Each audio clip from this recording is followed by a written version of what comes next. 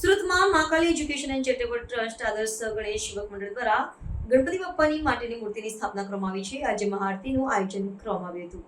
હાલમાં ગણેશ ઉત્સવ ચાલી રહ્યો છે। સુરત શહેરમાં ગણેશ ઉત્સવ ખૂબ જ ધામધૂમથી અને ભક્તિભાવપૂર્વક ઉજવવામાં આવે છે। આ વર્ષે પણ અલગ અલગ થીમ પર પંડાલો તૈયાર કરવામાં આવે છે। ત્યારે સુરતના અઠવા લાઇન્સ આદર્શ સોસાયટી ખાતે Mahakali education and charitable trust આદર્શ ગણેશ યુવક મંડળ દ્વારા શ્રીજીની માટીની મૂર્તિની સ્થાપના કરવામાં આવી છે।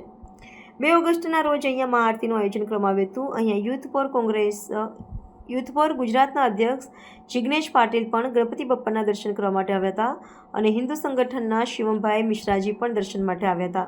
અમિત સીતારામ જયસ્વાલે જણાવ્યું હતું કે અમે છેલ્લા 10 વર્ષથી શ્રીજીની માટીની પ્રતિમાની સ્થાપના કરીએ છીએ।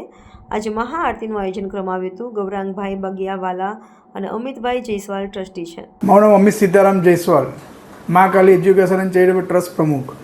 જે આપણે ગણપતિ બેસાડ્યા છે, તો આજે કઈ પ્રકારનો કાર્યક્રમ? આજે અમારા ટ્રસ્ટ દ્વારા આદર્શ ગણેશ યુવક મંડળમાં આજે અમે મહાઆરતીનું આયોજન કરવામાં આવ્યું હતું, જેમાં અમારા શિવમ મિશ્રાજી હિન્દુ સંગઠનના અધ્યક્ષની ઉપસ્થિતિ રહી હતી અને એમની હાજરીમાં અમારા મત વિસ્તારના લોકો દ્વારા મહાઆરતીનું આયોજન કરેલું હતું। કેટલા વર્ષોથી આપણે ગણપતિનું આયોજન કરો છો? અમે લોકો 10 વર્ષથી અમે પ્યોર ગણેશ ભગવાનની અમે માટીની મૂર્તિ 10 વર્ષથી અહીંયા મૂકીએ છીએ અમારી ઓફિસમાં। એનું વિસર્જન કેવી રીતે કરવામાં? અને અમે અમારા ઓફિસની અંદર જ અમે કુંડું હોય છે, એની અંદર અમે માટીની મૂર્તિ ગણપતિ બાપ્પાની છે તે વિસર્જન કરીએ છીએ અને દરેક અમારું તમામ વ્યક્તિ અમે સાથે મળીને એ વસ્તુ કરીએ છીએ વિસર્જન। લોકોને શું સંદેશો આપશો, ખાસ કરીને માટીની મૂર્તિ?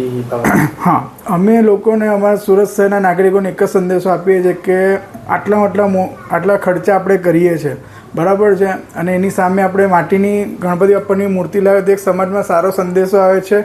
તાપી નદીનું શુદ્ધિકરણ થાય છે, સ્વચ્છતા ઓછી, એટલે જે ગંદકી થાય છે તે ઓછી થશે એમ।